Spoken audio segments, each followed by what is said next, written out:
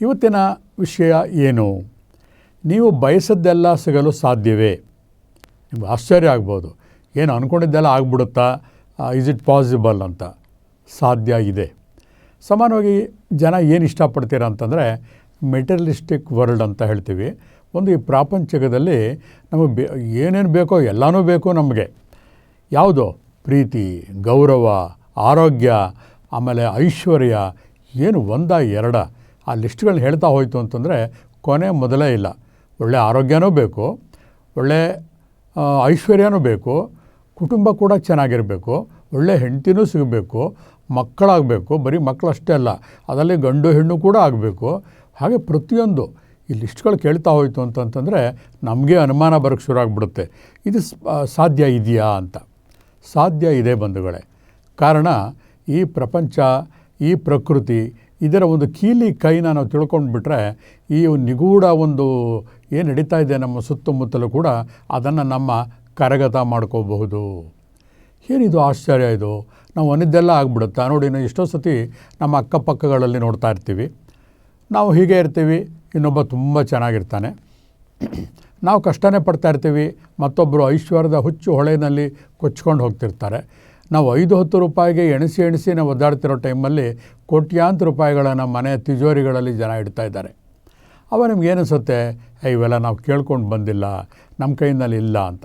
ಇಲ್ಲ ಬಂಧುಗಳೇ, ಆ್ಯಕ್ಚುಲಿ ಈ ಒಂದು ಪ್ರಾಕೃತಿಕ ಕೀಲಿ ಕೈ ನಿಮಗೆ ಗೊತ್ತಾಗ್ಬಿಟ್ರೆ ನೀವು ಕೂಡ ತೃಪ್ತಿಯಾಗಿ, ಒಬ್ಬರಿಂದ ಜಾಸ್ತಿ ಕಾಂಪಿಟೇಷನ್ ಅಲ್ಲ, ನಿಮ್ಮ ಮನಸ್ಸಿಗೆ ತೃಪ್ತಿಯಾಗಿ ಇರೋ ಹಾಗೆ ಆಗ್ಬೋದು. ಯಾರೊಬ್ಬರು ಕೇಳ್ತಾಯಿದ್ರು, ಜೀವನದಲ್ಲಿ ಸಕ್ಸಸ್ ಅಂದರೆ ಏನು ಅಂತ. ಸಕ್ಸಸ್ ಅಂದರೆ ಇನ್ನೊಂದು ವ್ಯಕ್ತಿಗೆ ಕಾಂಪಿಟೇಷನ್ನಲ್ಲಿ ನೀವು ಮುಂದೆ ಬರ್ತಿರಲ್ಲ, ಅದು ಸಕ್ಸಸ್ ಖಂಡಿತ ಅಲ್ಲ. ಯಾವ ವ್ಯಕ್ತಿ ಈ ಜೀವನದಲ್ಲಿ ಸುಖ ಸಮೃದ್ಧಿಯಿಂದ ಶಾಂತವಾಗಿ, ಅಂದರೆ ಇನ್ನರ್ ಪೀಸ್ ಅಂತ ಹೇಳ್ತೀವಿ, ಶಾಂತವಾಗಿರ್ತಾನಲ್ಲ, ಅದನ್ನು ಸಕ್ಸಸ್ ಅಂತ ಹೇಳ್ತೀವಿ. ನೀವು ಯಾವುದೇ ಕಾರ್ಯ ಮಾಡಿ, ಯಾವುದೇ ಕೆಲಸ ಮಾಡಿ, ಅಲ್ಟಿಮೇಟ್ ಕೊನೆಗೆ ಏನಾಗಬೇಕು? ನಿಮಗೆ ಪ್ರೀತಿ, ಸಮಾಧಾನ ಮತ್ತು ಶಾಂತಿ ಸಿಗಬೇಕು. ಎಷ್ಟೇ ಕೋಟಿ ಸಂಪಾದನೆ ಮಾಡಿ ಆ ಶಾಂತಿ ಒಂದಿಲ್ಲ ಅಂತಂತಂದರೆ ಜೀವನದಲ್ಲಿ ಸಕ್ಸಸ್ ಅಂತ ಕಾಣೋದಿಲ್ಲ. ಹಾಗಾದರೆ ಆ ಕೀಲಿ ಕೈ ಏನು? ಇವತ್ತು ಅದನ್ನು ಗಮನಿಸೋಣ. ಇವತ್ತು ಪ್ರಾಕೃತಿಕ ಅಥವಾ ಒಂದು ಪ್ರಾಪಂಚಿಕ ಲೋಕದಲ್ಲಿ ಯಾವುದು ಕೂಡ ಫ್ರೀ ಅನ್ನೋದಿಲ್ಲ. ಪ್ರತಿಯೊಂದಕ್ಕೂ ಕೂಡ ಏನು ಮಾಡುತ್ತೆ, ಯೂನಿವರ್ಸಿಟಿ ಕಾಸ್ಮಸ್ ಇದೆಯಲ್ಲ, ಒಂದು ತಗೊಂಡು ಒಂದು ಕೊಡುತ್ತೆ. ಇಲ್ಲ ನಿಮ್ಮ ಕಷ್ಟಗಳನ್ನು ತಗೊಳುತ್ತೆ, ನಿಮ್ಮಿಂದ ಸೇವೆಗಳನ್ನು ಮಾಡಿಸ್ಕೊಳ್ಳುತ್ತೆ, ನಿಮಗೆ ಒಂದು ಸಮೃದ್ಧಿಯನ್ನು ಕೊಡುತ್ತೆ. ಸುಮ್ಮನೆ ಕೂತ್ ಕಡೆನೇ ಏನೂ ಕೊಡೋದಿಲ್ಲ ಬಂಧುಗಳೇ. ಇದು ಒಂದು ಯೂನಿವರ್ಸಲ್ ಟ್ರೂತ್ ಅಂತ ಹೇಳ್ತೀವಿ. ಯಾವುದು ಕೂಡ ಸುಮ್ಮನೆ ಬಂದ್ಬಿಡೋದಿಲ್ಲ, ಅದಾಗೇ ಬಂದ್ಬಿಡಲ್ಲ. ಪ್ರತಿಯೊಂದಕ್ಕೂ ಕೂಡ ಯಾವುದೋ ಒಂದು ಕಾರಣ ಇರಲೇಬೇಕು. ನ್ಯೂಟನ್ಸ್ ಲಾ ಪ್ರಕಾರ ಕೂಡ action and reactions are equal and opposite. ಯಾವುದೇ ಒಂದು ಕ್ರಿಯೆಯನ್ನು ಮಾಡಿದಾಗ ಅದಕ್ಕೆ ಪ್ರತಿಫಲ ಬರುತ್ತೆ. ನಾನು ಏನೂ ಮಾಡಿದ್ದೇನೆ, ನಾನು ಹಾಗಿರ್ತೀನಿ ಹೀಗಿರ್ತೀನಿ ಅಂತಂದರೆ ಏನೂ ಸಾಧ್ಯ ಇಲ್ಲ. ಇವತ್ತು ನಮಗೆ ಬೇಕಾಗಿರೋದೇನು? ಪ್ರಾಪಂಚಿಕ ಸುಖ, ಪ್ರೀತಿ, ಗೌರವ ಮತ್ತು ಆರೋಗ್ಯ. ಅಷ್ಟಕ್ಕೆ ನೋಡೋಣ ಸೀಮಿತ ಮಾಡಿಕೊಂಡು. ನಾವು ಅದಕ್ಕೆ ಪಡಿಬೇಕು ಅಂತಂದರೆ ಏನೋ ಒಂದು ಕೊಡಬೇಕು ಅಂತ ನಾನು ಈಗ ತಾನೇ ಹೇಳಿದೆ. ಏನು ಕೊಡಬೇಕು? ದುಡ್ಡ, ಕಾಸ? ಏನೂ ಅಲ್ಲ. ಆದರೆ ಈ ಪ್ರೀತಿ, ಗೌರವ, ದುಡ್ಡು, ಐಶ್ವರ್ಯಗಳನ್ನು ನಾವು ಪಡಿಬೇಕು ಅಂತಂದರೆ ನಾವು ಕೊಡಬೇಕಾಗಿರೋದು ಆಲೋಚನೆ, ಶುದ್ಧವಾದ ಆಲೋಚನೆ. ಅದು ಬರೀ ಶುದ್ಧವಾದಲ್ಲ, ಧನಾತ್ಮಕ ಆಲೋಚನೆ. ಎಲ್ಲಿದೆ ಆಲೋಚನೆ? ಪ್ರತಿಯೊಬ್ಬರಿಗೂ ಗೊತ್ತಿದೆ. ನಮ್ಮ ಮನಸ್ಸಿನಲ್ಲಿ ನಾವು ಕೂತಿರಲಿ, ಕೆಲಸ ಮಾಡಲಿ, ಮಾಡದೇ ಇರಲಿ, ನಮ್ಮ ತಲೆಯಲ್ಲಿ ಒಂದು ಟಾಕ್ ಓವರ್ ಅಂತ ನಡೀತಾ ಇರುತ್ತೆ. ಆಲೋಚನೆಗಳು ಬರ್ತಾನೆ ಇರುತ್ತೆ. ಇದಕ್ಕೆ ಯಾವ ಒಂದು ವಿದ್ಯೆ ಬೇಕಿಲ್ಲ, ಎಜುಕೇಷನ್ ಆಗಲಿ ಅಥವಾ ಯಾವುದೋ ಒಂದು ವರ್ಗಗಳು ಬೇಕಾಗಿಲ್ಲ, ಯಾವುದೇ ಜಾತಿ ಮತಗಳು ಬೇಕಿಲ್ಲ. ಪ್ರತಿಯೊಬ್ಬ ಉಸಿರಾಡುವ ಜೀವಿಗಳು ಕೂಡ ಈ ಆಲೋಚನೆಗಳನ್ನು ತಲೆ ಒಳಗಡೆ ಹುಟ್ಟಾಕ್ತಾ ಇರ್ತಾನೆ ಅಲ್ವಾ? ನಿಮಗೆಲ್ಲ ಗೊತ್ತಿದೆ. ನೀವು ಯಾವುದೋ ಒಂದು ಫಂಕ್ಷನ್ಗೆ ಹೋಗಿರ್ತೀರ, ಸುಮ್ಮನೆ ಕೂತಿರ್ತೀರ, ನೋಡೋರಿಗೆ ಸುಮ್ಮನೆ ಕೂತಿದ್ರೂ ಕೂಡ ನಿಮ್ಮ ತಲೆಯ ಒಳಗಡೆ ಆಲೋಚನೆ ಅನ್ನೋದು ತರಂಗಗಳಾಗಿ ಬರ್ತಾನೇ ಇರುತ್ತವೆ. ಒಂದು ಕ್ಷಣ ನೀವು ನಿಮ್ಮ ಆಲೋಚನೆಗಳನ್ನು ಗಮನಿಸಿದಾಗ ನಿಮಗೆ ಆಶ್ಚರ್ಯ ಆಗುತ್ತೆ. ನೋಡೋಕ್ಕೆ ನಾನು ಈ ಥರ ಇದ್ದೀನಿ, ಈ ಥರ ಡ್ರೆಸ್ ಮಾಡ್ಕೊಂಡು ಹೀಗೆ ಕೂತಿದ್ದೀನಿ, ಅದರಿಂದ ನನ್ನ ಮನಸ್ಸಲ್ಲಿ ಈ ಥರ ಆಲೋಚನೆ ಬರ್ತಾ ಇದೆಯಲ್ಲ. ಯಾವುದೋ ಒಂದು ಮದುವೆಯ ಫಂಕ್ಷನ್ನೋ ಅಥವಾ ಒಂದು ನಾಮಕರಣ ಫಂಕ್ಷನ್ಗೂ ಕೂಡ ಒಂದು ವ್ಯಕ್ತಿ ಬಂದಿದ್ದಾನೆ ಅಂತ ಅಂದ್ಕೊಳ್ಳಿ. ಕುರ್ಚಿ ಮೇಲೆ ಕೂತಿರ್ತಾನೆ, ಅವನ ಕಣ್ಣು ನೋಡ್ತಾ ಇರುತ್ತೆ. ಪಂಚೇಂದ್ರಿಯಗಳಲ್ಲಿ ಅಲ್ಲಿರೋ ಒಂದು ಮ್ಯೂಸಿಕ್ ಕಿವಿ ಕೇಳ್ತಾ ಇರುತ್ತೆ, ದೃಶ್ಯವನ್ನು ಕಣ್ಣು ನೋಡ್ತಾ ಇರುತ್ತೆ, ಹಾಗೆ ಎಲ್ಲ ಅಲಂಕಾರಗಳನ್ನು ಸವಿತಾ ಇರ್ತಾರೆ. ಆದರೆ ಮನಸ್ಸು ಎಲ್ಲೋ ದುಡ್ಡು ಯಾರಿಗೋ ಸಾಲ ಕೊಟ್ಟಿರ್ದಿರ್ಬೋದು, ಅಥವಾ ಯಾರೋ ನಾಳೆ ಬಂದು ನನ್ನ ಕತ್ತಿ ಚಿಕ್ಬಿಟ್ಟು ಏನೋ ಮಾಡಿಬಿಡ್ತಾರೆ ಅನ್ನೋ ಭಯ ಒಳಗಡೆ ನಡೀತಾ ಇರುತ್ತೆ ಆಲೋಚನೆಗಳು. ಇದೊಂದು ಉದಾಹರಣೆ ಅಷ್ಟೇ. ಅಂದರೆ ನಮ್ಮ ಆಲೋಚನೆಗೆ ಇತಿಮಿತಿಗಳಿಲ್ಲ, ಅಂಕೆ ಶಂಕೆಗಳಿಲ್ಲ, ಯಾವುದೇ ನಿರ್ಬಂಧಗಳಿಲ್ಲ. ಅದು ಹೇಗೆ ಬರುತ್ತೆ ಈ ಆಲೋಚನೆಗಳು? ಇದಕ್ಕೆ ಕಾರಣ ಸೈಂಟಿಫಿಕ್ಕಾಗಿ ನೋಡಿದಾಗ ನಾವು ತಗೊಳ್ಳೋ ಆಹಾರ, ನಮ್ಮ ಚಯಾಪಚಯ ಕ್ರಿಯೆಗಳು ಹೇಗೆ ಮಾಡುತ್ತೆ, ತಾಮಸ, ಹೀಗೆ ಬೇರೆ ಬೇರೆ ಲೆವೆಲ್ಗಳಿದೆ. ಅದರ ಡೀಟೇಲಾಗಿ ಹೋಗೋದು ಬೇಡ. ನಮ್ಮ ಒಂದು ಪ್ರಾಕೃತಿಕ ದೇಹದ ಒಂದು ಪ್ರಕೃತಿ ಪ್ರಕಾರ ನಮ್ಮ ಆಲೋಚನಾ ತರಂಗಗಳು ಬರ್ತಾ ಹೋಗ್ತಿರುತ್ತೆ. ಅದಕ್ಕೆ ನಮ್ಮ ಎನ್ವಿರಾನ್ಮೆಂಟ್, ನಮ್ಮ ಮನೆಯ ವಾತಾವರಣ ಕೂಡ ಕಾರಣ, ನಮ್ಮ ಆರ್ಥಿಕ ಪರಿಸ್ಥಿತಿ ಕೂಡ ಕಾರಣ. ಅಷ್ಟೇ ಅಲ್ಲ, ನಾವು ರೂಢಿಸಿಕೊಂಡ ಸ್ವಭಾವಗಳು ಕೂಡ ಕಾರಣ. ಸೊ ಏನು ಹಾಗಾದರೆ ಆಲೋಚನೆಗಳು? ಈ ಆಲೋಚನೆಗಳನ್ನು ಕಂಟ್ರೋಲ್ ಮಾಡಿಕೊಂಡು ನಮಗೆ ಬೇಕಾದ್ದನ್ನು ಪಡೆಯಬಹುದಾ? ಹೌದು, ಇದೊಂಥರ ಸಂಜೀವನಿ ಮಂತ್ರ ಇದ್ದಂಗೆ, ಕಾಮಧೇನು ಇದ್ದಾಗೆ. ಯಾವ ಮನುಷ್ಯ ತನ್ನ ಆಲೋಚನೆಗಳನ್ನು ಘನೀಕರಿಸಿ ಅದನ್ನು ಪಳಗಿಸಿ ಉಪಯೋಗಿಸ್ಕೋತಾನೋ ಅವನು ಎಲ್ಲರಿಗಿಂತ ಮೇಲೆ ಇರ್ತಾನೆ ಬಂಧುಗಳೇ.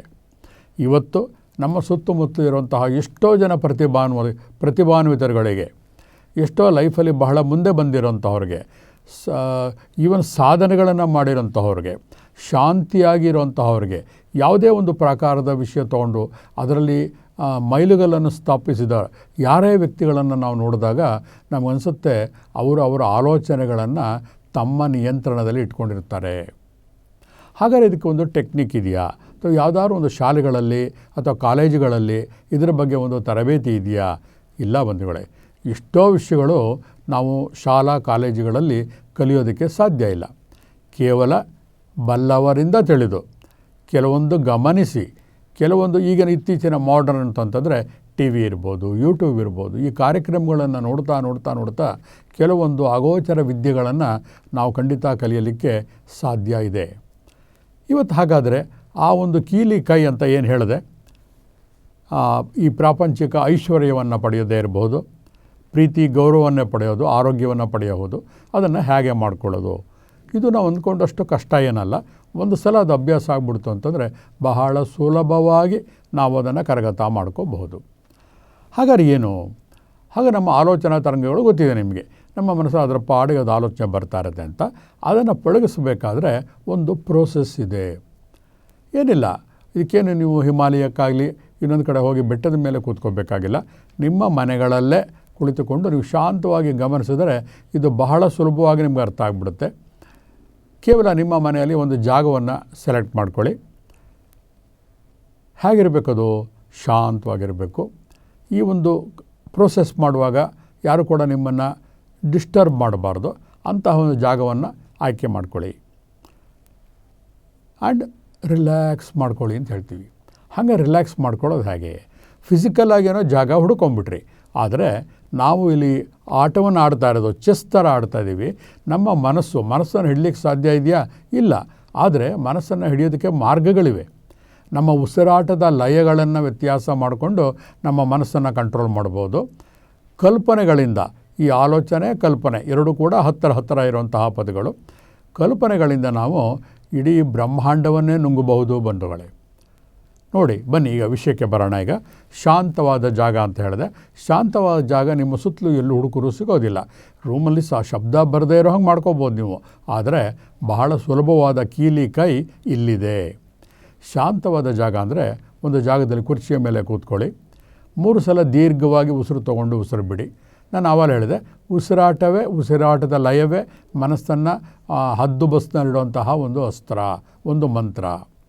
ಕೂತ್ಕೊಂಡಿದ್ದೀರಾ, ಶಾಂತವಾದಂತಹ ಜಾಗ. ಮನಸ್ಸಿನಲ್ಲಿ ಒಂದು ಶಾಂತವಾದ ಜಾಗವನ್ನು ಕಲ್ಪನೆ ಮಾಡಿಕೊಳ್ಳಿ. ಹಿಂದೆ ಯಾವುದೋ ಒಂದು ಗಾರ್ಡನ್ಗೆ ಹೋಗಿರ್ತೀರ, ಅಥವಾ ಯಾವುದೋ ಒಂದು ಕಾಡು, ಈ ಫೋಟೋಗ್ರಫಿ ವೈಲ್ಡ್ ಲೈಫ್ ಎಲ್ಲ ಹೋಗ್ತಿರ್ತಲ್ಲ ಆ ಥರ ಅದನ್ನು ಕಲ್ಪನೆ ಮಾಡ್ಕೊಳ್ಳಿ. ಅಥವಾ ಯಾವುದೋ ಒಂದು ಸಿನಿಮಾದಲ್ಲಿರಬಹುದು, ಎಲ್ಲೋ ನೋಡಿರ್ತೀರ ನೀವು. ಒಂದು ಸುಂದರವಾದಂತಹ ಜಾಗ, ಶಾಂತವಾಗಿದೆ, ಬೆಟ್ಟ ಗುಡ್ಡಗಳಿದೆ, ಕಣಿವೆಗಳಿದೆ, ನೀರುಗಳು ಬೋರ್ಗರಿತ ಹರಿತಾ ಇದೆ, ಎಲ್ಲೋ ಒಂದು ಕಡೆ ಪಕ್ಷಿಗಳ ಚಿಲಿಪಿಲಿ ನಾದ ಕೇಳ್ತಾ ಇದೆ. ಕಲ್ಪನೆಗೇನು ಬೇಕಾದ್ರೂ ಮಾಡ್ಕೋಬೋದು. ಆತಹ ಒಂದು ನಿರ್ದಿಷ್ಟವಾದಂತಹ ಶಾಂತವಾದ ಜಾಗವನ್ನು ನೀವು ಮಾನಸಿಕವಾಗಿ ಕಲ್ಪನೆ ಮಾಡಿಕೊಂಡು ನೀವು ಅಲ್ಲಿದ್ದೀನಿ, ಕೂತ್ಕೊಂಡಿದ್ದೀನಿ ಅಂತ ಕಲ್ಪನೆ ಮಾಡ್ಕೊಳ್ಳಿ.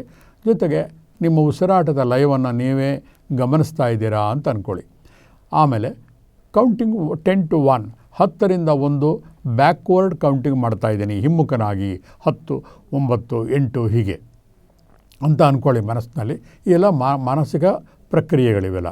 ಅಂದ್ಕೊಂಡಾಗ ಏನಾಗುತ್ತೆ, ಕೇವಲ ಕೆಲವೇ ಸೆಕೆಂಡುಗಳಲ್ಲಿ ನಿಮ್ಮ ಮನಸ್ಸು, ಹೃದಯ, ಆತ್ಮ ಎಲ್ಲವೂ ಕೂಡ ಒಂದು ರೀತಿಯ ಶಾಂತ ನಿಶ್ಶಬ್ದ ಸ್ಥಿತಿಗೆ ಬರುತ್ತೆ.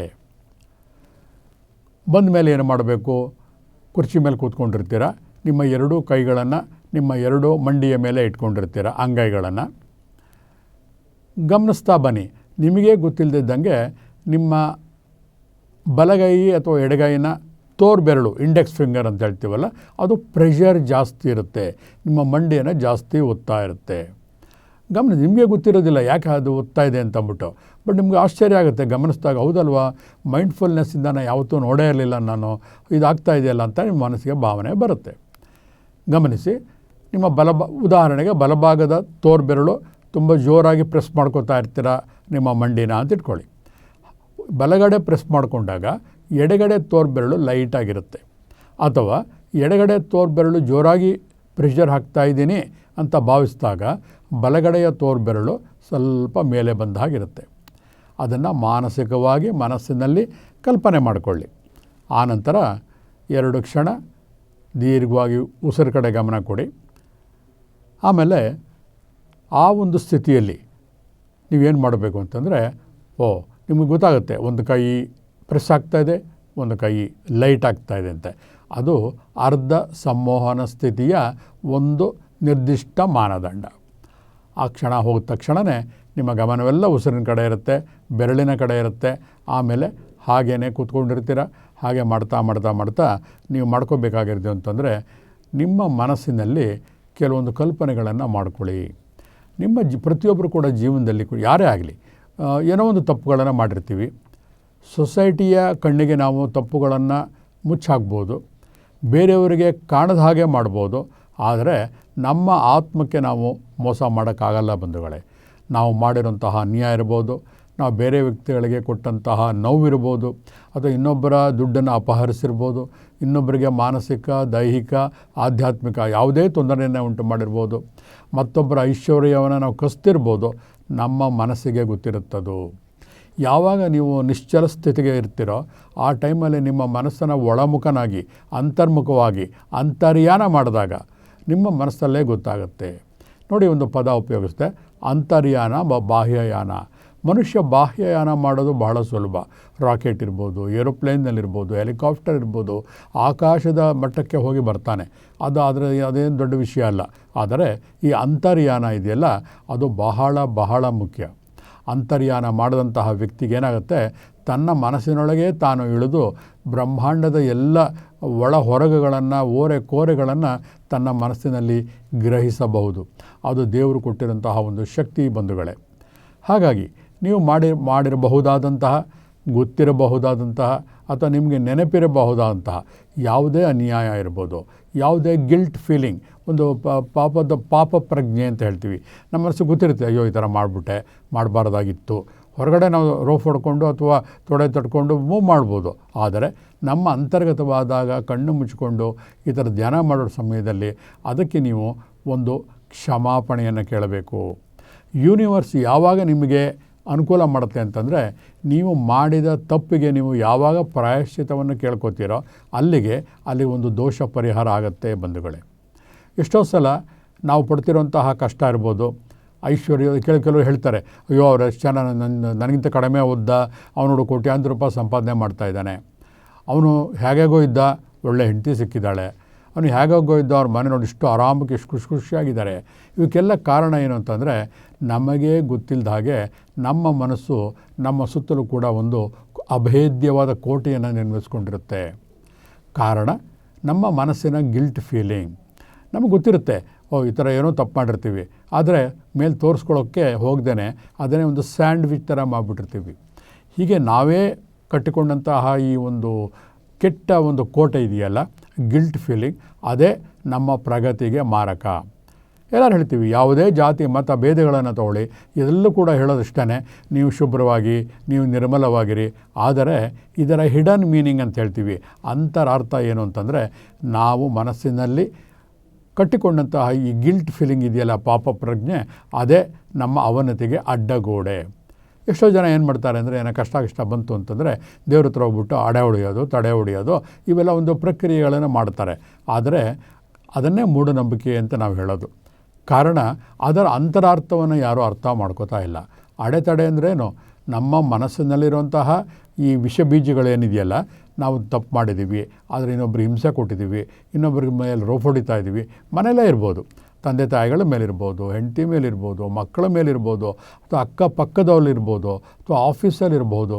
ಯಾರು ಮಾಡಲ್ಲ ಹೇಳಿ? ಪ್ರತಿಯೊಬ್ಬರು ಕೂಡ ಗೊತ್ತಿಲ್ಲದೆ ಮಾಡ್ತಾ ಇರ್ತೀವಿ. ಎಲ್ಲ ಒಂದು ಕಡೆ ಯಾರೋ ಒಬ್ಬರಿಗೆ ನಾವು ಒಂದು 10,000 ಕೊಟ್ಟಿರ್ತೀವಿ, ಅವನೊಂದು 5 ದಿವಸ ಲೇಟ್ ಆಗುತ್ತೆ ಕೊಡೋದು. ಎಷ್ಟು ಕೂಗಾಡ್ಬಿಡ್ತೀವಿ ನಾವು. ಪ್ರಪಂಚದಲ್ಲಿ ಯಾರು ಕೂಡ ಬರುವಾಗ ಏನೂ ತಂದಿರೋದಿಲ್ಲ, ಹೋಗುವಾಗ ಏನೂ ತೊಗೊಂಡು ಹೋಗೋದಿಲ್ಲ. ಈ ಸತ್ಯಗಳು ಎಲ್ಲೂ ಗೊತ್ತಿರುತ್ತೆ. ಆದರೂ ಕೂಡ ಆ ಕ್ಷಣದಲ್ಲಿ ನಾವು ನಮ್ಮ ಮನುಷ್ಯತ್ವವನ್ನು ಮರೆತು ಮೃಗೀಯವಾಗಿ ವರ್ತನೆ ಮಾಡ್ತಾ ಇರ್ತೀವಿ. ಅದರಿಂದ ಎಷ್ಟೋ ಜನ ಪ್ರಾಣಹಾನಿ ಕೂಡ ಮಾಡ್ಕೊಂಡಿರ್ತಾರೆ. ಮಾಂಗಲ್ಯಗಳು ಕೂಡ ಕಟ್ಟುಗಳಾಗಿರುತ್ತೆ. ಎಷ್ಟೋ ಮನೆ ಮಠಗಳಲ್ಲಿ ಮಕ್ಕಳು ಮರಿಗಳು ಕೂಡ ಆತ್ಮಹತ್ಯೆಗಳನ್ನು ಮಾಡ್ಕೋತಾ ಇದ್ದಾರೆ. ನೋಡಿ, ನಾವು ಮಾಡುವಂತಹ ಒಂದು ಪಾಪ ಕರ್ಮಗಳು, ಪಾಪ ಕ್ರಿಯೆಗಳು ಎಷ್ಟು ಕುಟುಂಬಗಳ ಮೇಲೆ ಪರಿಣಾಮವನ್ನು ಬೀರ್ತಾ ಇರುತ್ತೆ. ಹಾಗಂಬಿಟ್ಟು ಒಂದು ಹಸುವಿನ ಥರ ಇರಲಿಕ್ಕೆ ಸಾಧ್ಯ ಇಲ್ಲ.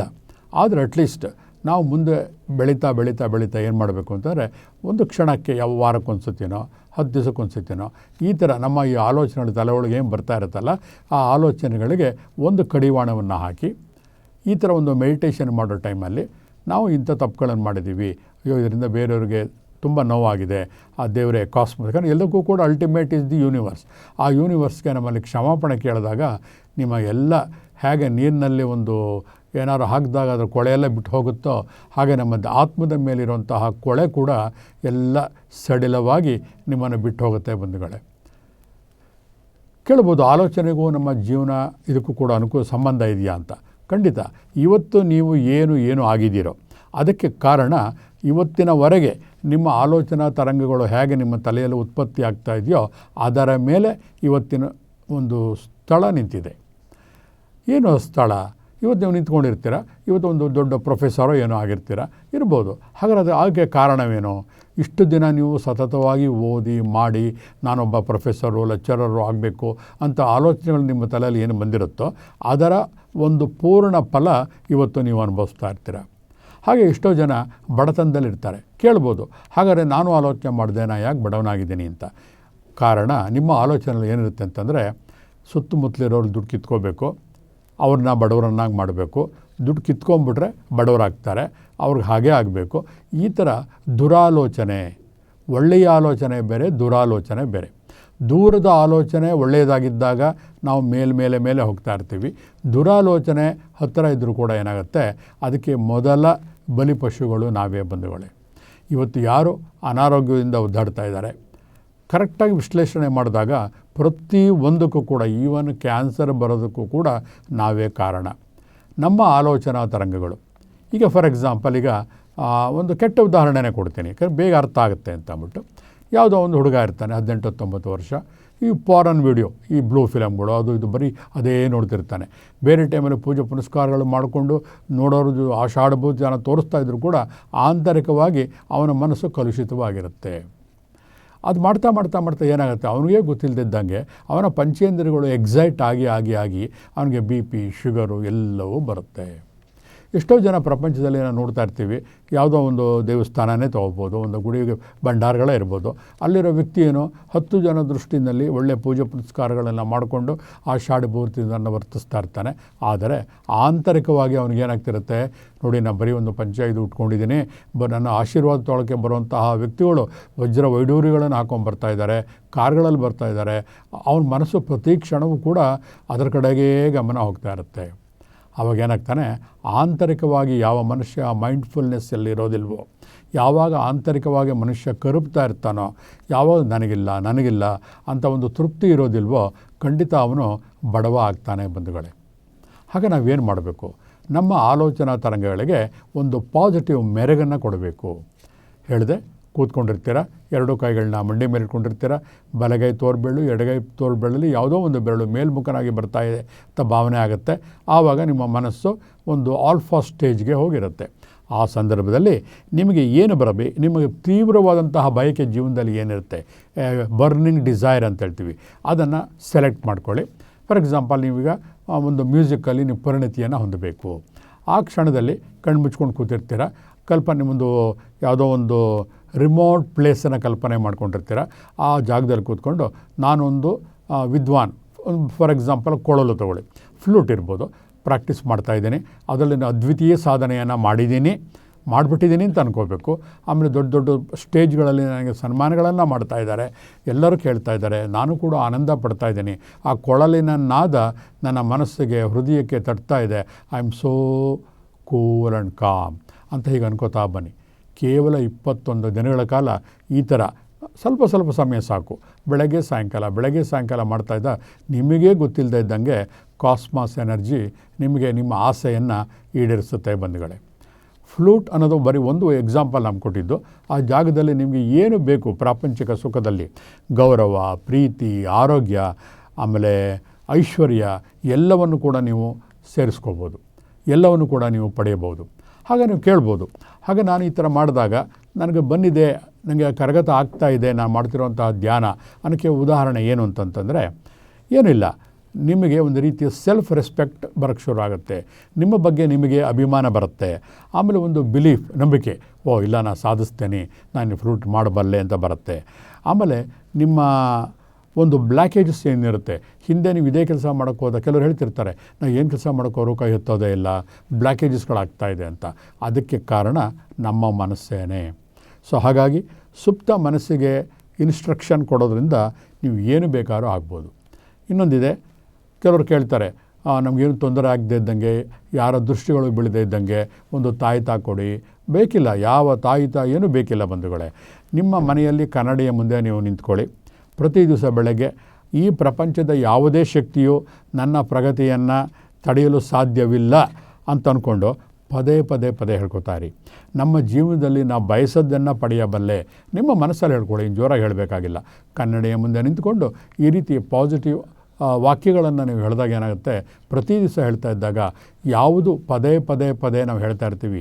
ಇದಕ್ಕೆ ಒಂದು ಸೈಂಟಿಫಿಕ್ ಕಾರಣ ಏನು ಅಂತಂದರೆ, ನಮ್ಮ ಹೊರಗಿನ ಮನಸ್ಸು ಮತ್ತು ಒಳಗಿನ ಮನಸ್ಸು ತಾರ್ಕಿಕವಾಗಿ ಆಲೋಚನೆ ಮಾಡೋದಿಲ್ಲ. ಹೊರಗಿನ ಮನಸ್ಸು ಮಾತ್ರ ತಾರ್ಕಿಕವಾಗಿ ಆಲೋಚನೆ ಮಾಡುತ್ತೆ. ಹಾಗಾಗಿ ಹೊರಗಿನ ಮನಸ್ಸಿನಲ್ಲಿ ತೀರ್ಮಾನ ಮಾಡಿಕೊಂಡು ಪಾಸಿಟಿವ್ ಆಗಿ ನಮಗೆ ಏನು ಬೇಕೋ ಅದನ್ನು ಕೇಳಿಕೊಂಡಾಗ, ಪದೇ ಕೇಳಿಕೊಂಡಾಗ ಅಂತರ್ಗತವಾಗಿ ಸಬ್ಕಾನ್ಷಿಯಸ್ ಮೈಂಡಲ್ಲಿ ಅದು ರೆಕಾರ್ಡ್ ಆಗುತ್ತೆ. ಒಂದು ಸತಿ ಸಬ್ಕಾನ್ಷಿಯಸ್ ಮೈಂಡಲ್ಲಿ ರೆಕಾರ್ಡ್ ಆದರೆ ಅದು ಕೀಲಿಕಾಯಿ ಇದ್ದಂಗೆ, ಅದು ಒಳ್ಳೆಯದು ಕೆಟ್ಟದ್ದು ಏನೂ ಆಲೋಚನೆ ಮಾಡೋದಿಲ್ಲ. ಹೊರಗಡೆಯಿಂದ ಏನು ಬಂದಿದ್ದೋ ಅದನ್ನು ಅದು ಮ್ಯಾನಿಫೆಸ್ಟ್ ಮಾಡ್ತಾ ಹೋಗುತ್ತೆ. ಎಷ್ಟು ಸುಲಭ ಅಲ್ವಾ? ಯಾಕೆ ಇವತ್ತಿಂದನೇ ಪ್ರಾರಂಭ ಮಾಡಿ. ಏನಿಲ್ಲ, ಆರಾಮಾಗಿ ಕೂತ್ಕೊಳ್ಳಿ, ಒಂದು ರಿಲ್ಯಾಕ್ಸೇಷನ್ ಸ್ಟೇಜ್ಗೆ ಹೋಗಿ ಕಾಲ್ಪನಿಕವಾಗಿ ಒಂದೇ ಜಾಗವನ್ನು ಪ್ರತಿ ಸತಿ ಕಲ್ಪನೆ ಮಾಡ್ಕೊಳ್ಳಿ. ಆ ಜಾಗಕ್ಕೆ ಹೋಗ್ಬಿಟ್ಟು ನಿಮಗೆ ಏನು ಆಗಬೇಕು ಅಂತ ಇದೆಯೋ ಅದು ಆಗಿದೆ ಅಂತ ಕಲ್ಪನೆ ಮಾಡ್ಕೊಳ್ಳಿ. ಇದಕ್ಕೆ ಹೊರದೇಶಗಳಲ್ಲೂ ಕೂಡ ಸಾಕಷ್ಟು ಎಕ್ಸ್ಪೆರಿಮೆಂಟ್ಗಳನ್ನು ಮಾಡಿದ್ದಾರೆ, ನಿಜ ಆಗಿದೆ. ಆಮೇಲೆ ಎಷ್ಟೋ ಕೂಡ ನಾವು ಕೇಳಿದ್ದೀವಿ, ಕಂಡಿದ್ದೀವಿ. ಕೆಲವೊಂದು ಟ್ರೈನಿಂಗ್ಗಳಲ್ಲಿ ಅಪ್ಲೈ ಮಾಡಿದಾಗ 100ಕ್ಕೆ 100% ರಿಸಲ್ಟ್ಗಳು ಬಂದಿವೆ. ಒಂದು ಎಕ್ಸಾಮ್ನಲ್ಲಿ ಪಾಸ್ ಆಗ್ಬೋದು, ಅಥವಾ ಆರೋಗ್ಯದಿರ್ಬೋದು, ಅಥವಾ ಯಾವುದೇ ಐಶ್ವರ್ಯಗಳಿರ್ಬೋದು, ಯಾವುದೇ ಆಗಲಿ ನೀವೇನು ಬಯಸುತ್ತೀರೋ ಅದು ಆಗುತ್ತೆ. ಇದಕ್ಕೆ ಯಾವ ಅಡೆತಡೆಗಳಿಲ್ಲ, ಯಾವುದೇ ಅಂಕೆ ಸಂಖ್ಯೆಗಳಿಲ್ಲ ಬಂಧುಗಳೇ. ಹಾಗಾಗಿ ಇವತ್ತನೇ ಈ ಒಂದು ಸಣ್ಣ ಬೀಜದ ಒಂದು ವಿಷಯ ನಾನು ನಿಮ್ಗೆ ಹೇಳ್ಕೊಟ್ಟಿದ್ದೀನಿ. ಇದನ್ನು ನೀವು ಬೆಳೆಸಿ ಹೆಮ್ಮರ ಮಾಡುವುದು ನಿಮ್ಮ ಕೈನಲ್ಲಿದೆ. ಇವತ್ತಿನ ಕಾರ್ಯಕ್ರಮವನ್ನು ಈ ವಿಷಯದೊಂದಿಗೆ ಮುಕ್ತಾಯ ಮಾಡ್ತಾಯಿದ್ದೀನಿ. ನೀವು ನಿಮ್ಮ ಆಲೋಚನೆಗಳನ್ನು ಧನಾತ್ಮಕವಾಗಿ ಉಪಯೋಗಿಸಿಕೊಂಡಾಗ ನಿಮ್ಮ ಬಯಕೆಗಳೆಲ್ಲ ಈಡೇರುತ್ತದೆ ಅಂತ ಹೇಳಿ ಇವತ್ತಿನ ವಿಷಯವನ್ನು ನಾವು ಇಲ್ಲಿಗೆ ಅಂತ್ಯ ಮಾಡೋಣ. ಶರಣಾರ್ಥಿ.